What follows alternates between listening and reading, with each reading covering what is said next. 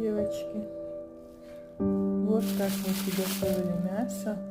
Это косточки на бульон или для борща.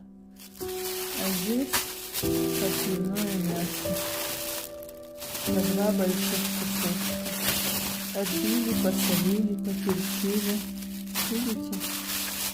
И заморозим, а потом очень удобно в любое время достать и приготовить. Иногда я из отбивного мяса нарезаю на мелкие кусочки, делаю плов. Тоже получается очень быстро и очень вкусно. Так что вот такой вот лайфхак.